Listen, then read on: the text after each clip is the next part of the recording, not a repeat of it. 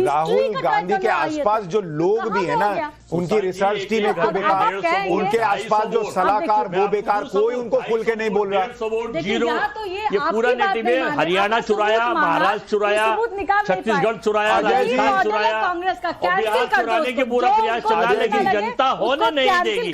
ऐसे मुखौटे चेहरे cell company बोल तो सकते हैं या नहीं? धनंजय गिरी हमारे साथ बीजेपी के जुड़ गए हैं। धनंजय गिरी, अभी शुरुआती रुझानों में अभी ये मामला पलट भी सकता है, फिर कह दूं, लेकिन अभी 161 पर एनडीए आगे है, 160 पर बीजेपी सिंगल लार्जेस्ट पार्टी दिख रही है। लेकिन कांग्रेस के अजय जी कह रहे हैं कि अजय वर्मा जी की वोट चोरी हुई है, ये ज्ञानेश जी की कृपा से आपको सीटें आ रही हैं। आपका म्यूट है सर, म्यूट है। हेलो, हाँ आप बोलिए। देखिए, पहले राहुल गांधी ने कहा कि परमाणु बम फोड़ेंगे, उसके बाद कहा कि हाइड्रोजन बम फोड़ेंगे। परमाणु बम में फ्यूजन रिएक्शन होता है, हाइड्रोजन में फ्यूजन रिएक्शन होता है।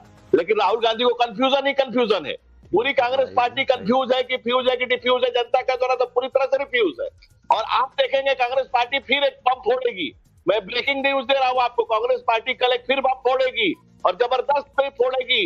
वो बम होगा ठीकरा बम। वो ठीकरा बम किसके माथे फोड़ा जाए? के फोड़ा जाए, वीआईपी के फोड़ा जाए, चुनाव आयोग के फोड़ा जाए, बीएसएफ फोड़ा जाए, किस पर फोड़ा जाए?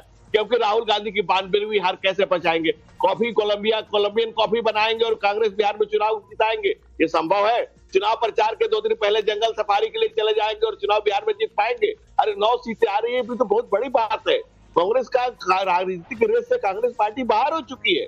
कहां से 9 सीटें आ रही है, वो भी आश्चर्य की बात है। अजय जी को खुद आश्चर्य हो रहा होगा कि कोलंबिया में सीटें आनी चाहिए कांग्रेस। कह रहे हैं आपको 9 सीट कहां से आ रही है, ये भी आश्चर्य की। हमारे ऊपर ज्ञानेश कुमार की मेहरबानी नहीं है। मैं आपको भी जूनियर ज्ञानेश जी बता रहा हूं गिरी जी, हमारे ऊपर ना ज्ञानेश कुमार जी की मेहरबानी है और ईवीएम और वोट चोरी की मेहरबानी नहीं है।